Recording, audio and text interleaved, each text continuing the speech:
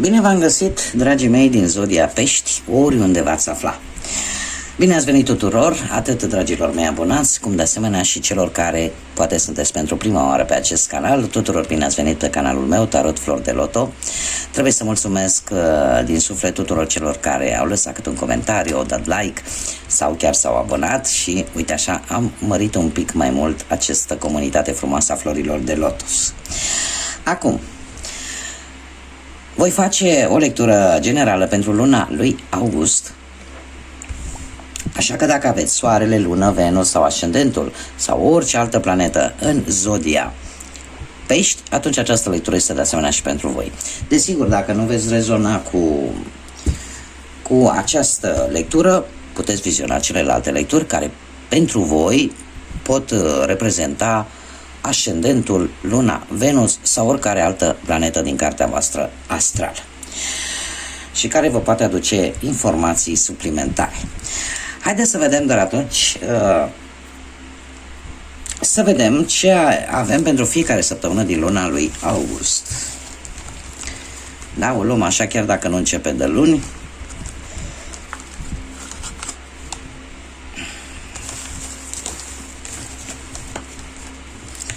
Haideți să vedem, deci avem prima săptămână, a doua săptămână,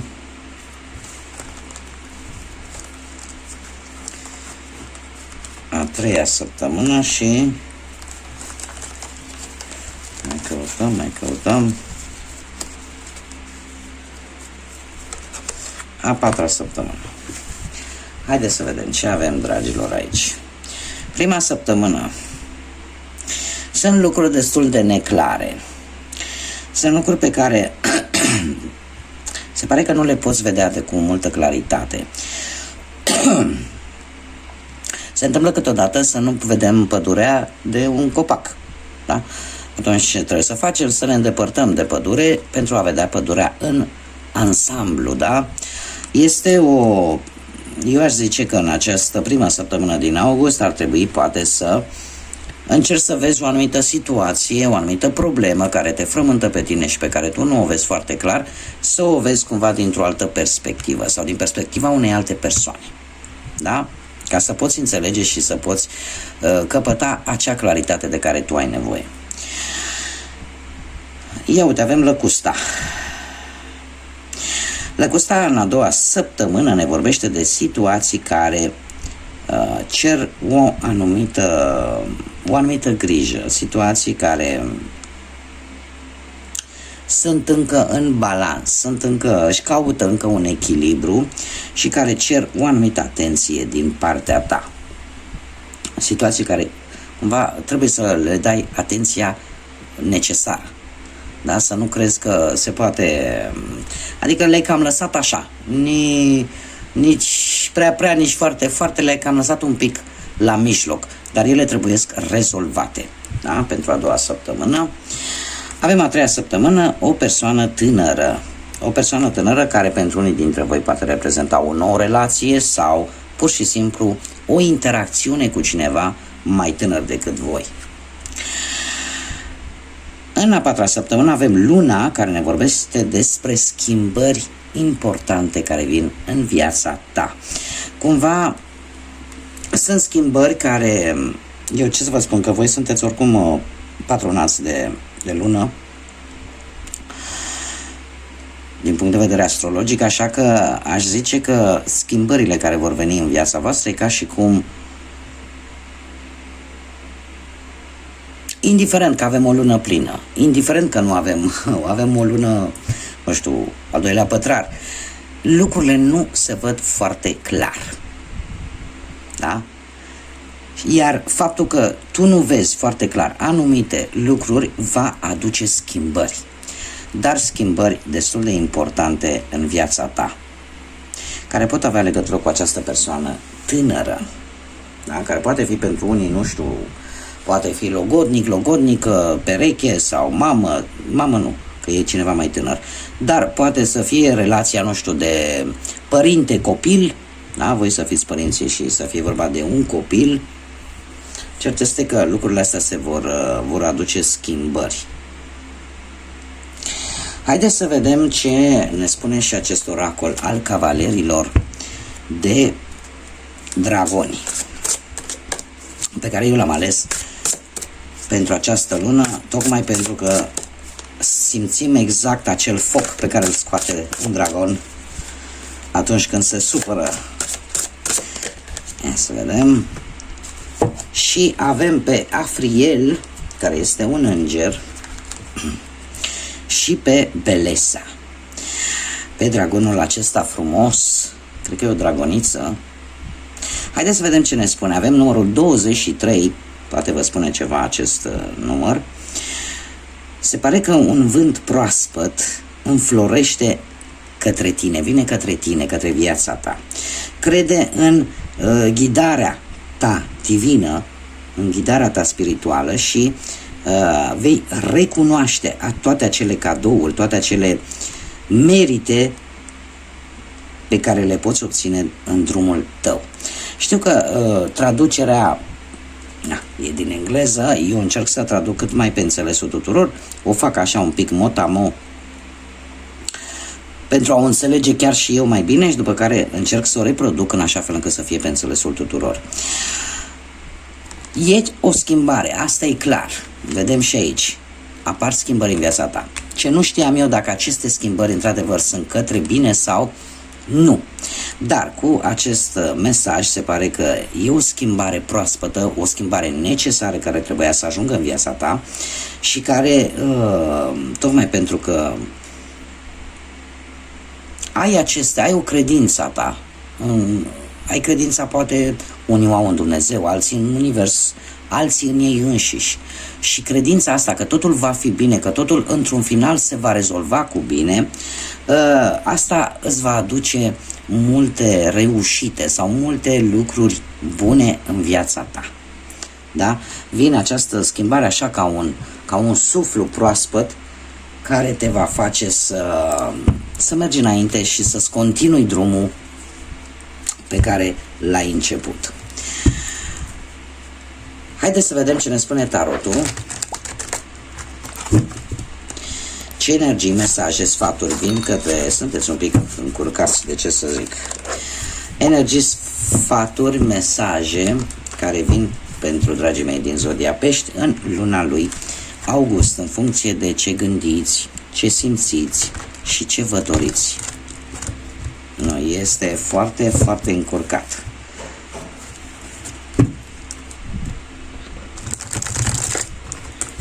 Haideți să vedem.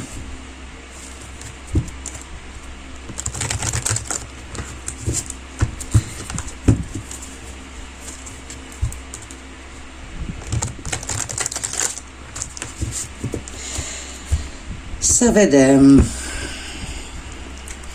ce ne spune și tarotul. Și avem un rege de spade, avem soarele, 10 de spade, un rege de bâte și un 6 de cupe. Dragilor, avem de două ori, avem doi regi aici. Doi regi care îmi vorbește despre două persoane, posibil una dintr-un semn de aer, Gemeni, Balanță sau Vărsător, sau cineva dintr-un semn de foc, Berbec, Leu sau Săgetător. Asta așa ce am văzut la prima vedere.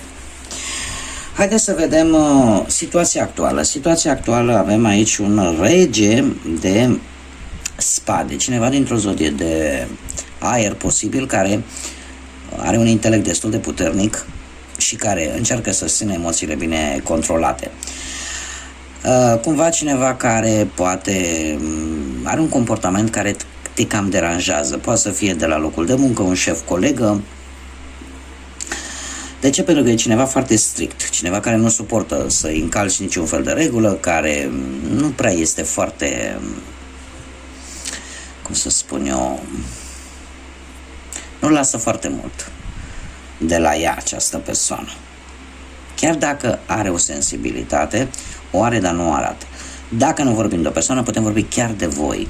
voi să luați o atitudine a acestui rege de spade care își ține efectiv sentimentele sub control, încearcă să nu mai vă arătați emoțiile și ceea ce simțiți, încercați să, probabil să fiți un pic așa mai severi, mai autoritari și în așa fel încât să, poate nu neapărat să fiți percepuți ca o persoană rea, ca o persoană dură, dar cumva încercați să gândiți mai logic, mai rațional în această perioadă, situația actuală în care voi vă aflați în acest moment, pentru a, cum să spun eu, pentru a vrea să faceți probabil o schimbare.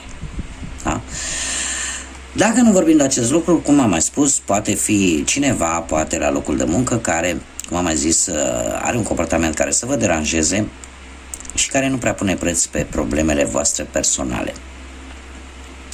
Poate să nu fie neapărat la muncă, poate să fie în viața de zi cu zi, o persoană destul de dură, destul de autoritară, care, nu știu, poate din punct de vedere al relației, din punct de vedere amoros, ori voi, ori persoana de lângă voi, pentru cei care sunteți deja o pereche, nu știu, unul încearcă să domine mai mult pe celălalt și se cere un pic de moderație de ambele părți.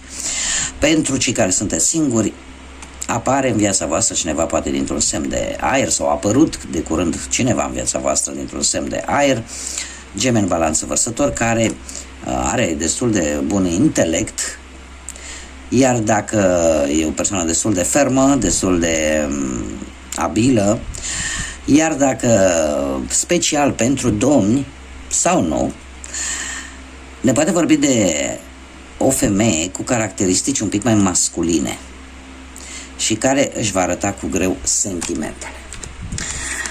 Mergem mai departe pe partea asta a muncii, a vieții profesionale. De-a lungul lunii lui august avem Soarele, care ne vorbește de realizări, ne vorbește de pozitivitate, de optimism și de faptul că vei găsi o soluție la nivel profesional care te va bucura. Iar dacă ești în căutarea unui job, sunt mai șanse să găsești un job cât de curând, care de asemenea poate să fie prin intermediul prietenilor, ajutat cumva de prieteni sau de cineva foarte apropiat ție. Dar este o realizare pozitivă pe plan profesional în această lună. Pe partea banilor, în schimb, avem un 10 de spade. Dragilor, mare atenție cu banii. De ce? Pentru că sunt mari șanse să apară niște pierderi din cauza unor persoane în care voi aveați încredere. Încercați de-a lungul lunii lui august să nu faceți împrumuturi, dar nici să luați bani cu împrumut, să acordați o mai multă atenție în momentul în care vreți să investiți în ceva și nu încercați să dați toți banii pe jocuri de noroc, pentru că se pare că norocul în această lună nu prea e de partea voastră pe partea asta materială. Dar, în general, mare grijă la persoanele în care aveți încredere pe planul ăsta financiar.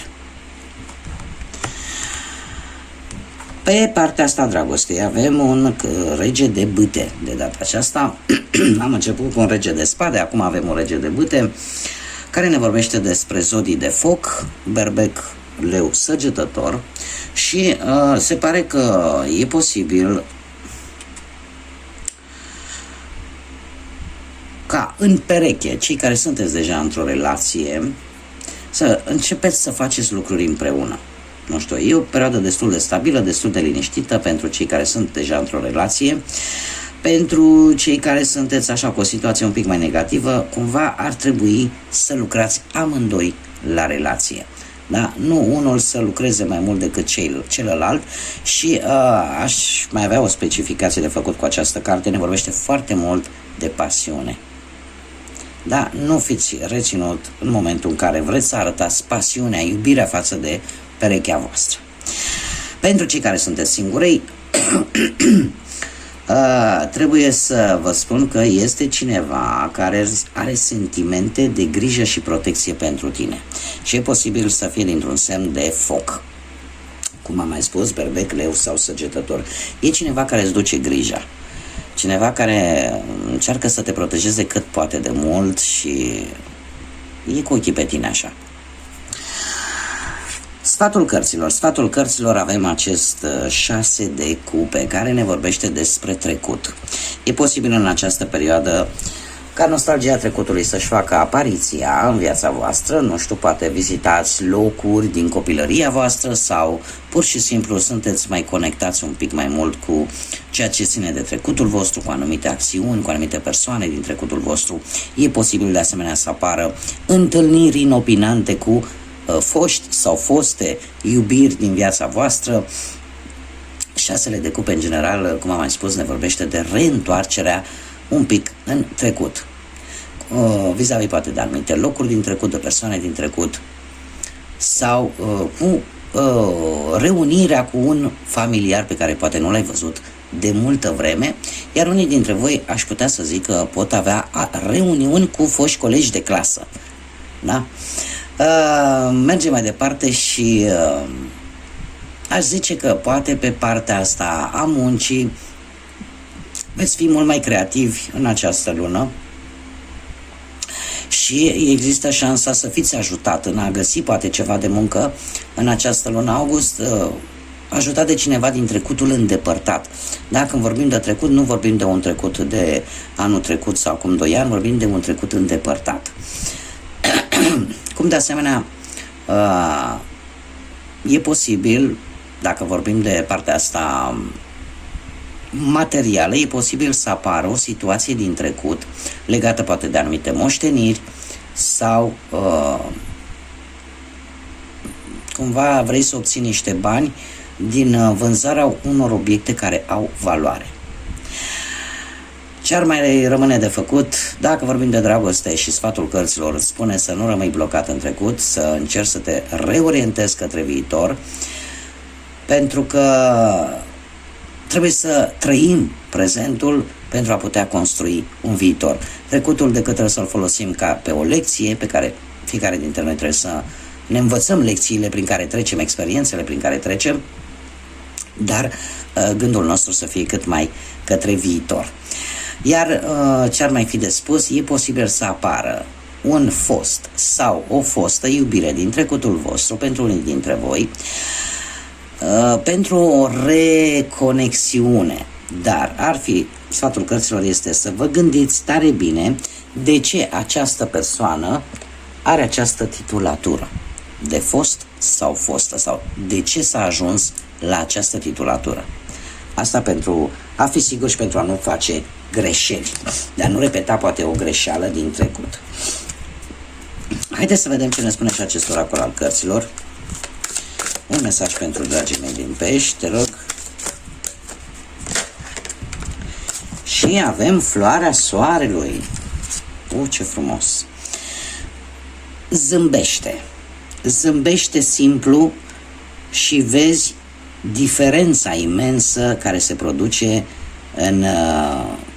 în interiorul tău, în procesul tău de vindecare. Este un îndemn de a vă bucura de viață, este un îndemn de a râde, de a zâmbi. Din punct de vedere anatomic, da, este știut faptul că râsul creează o stare de bine și tocmai pentru că se produce un hormon al fericirii care ajută foarte mult, din punct de vedere biologic ajută foarte mult organismul, dar în același timp te ajută și din punct de vedere psihic, spiritual, da, îți dă o stare de bine și te face să vezi viața cu alți ochi.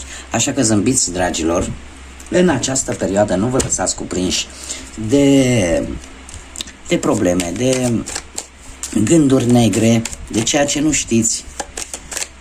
Haideți să vedem ce numere angelicale vin pentru dragii mei din pești în această perioadă. Sunt foarte multe. Haideți să vedem. Și încă una, te rog.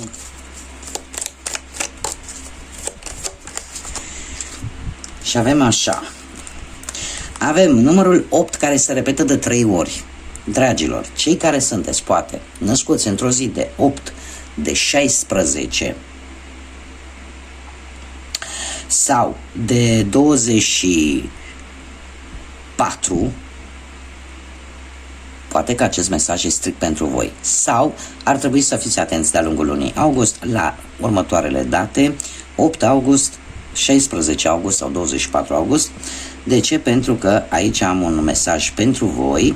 Se pare că pe măsură ce voi vă focusați în toate lucrurile minunate care vă înconjoară, încet, încet veți dispersa ca drumul pe care voi mergeți și veți face ca lucrurile și energia să fie mai fluente și să fie mai pozitive pe toate aspectele vieții.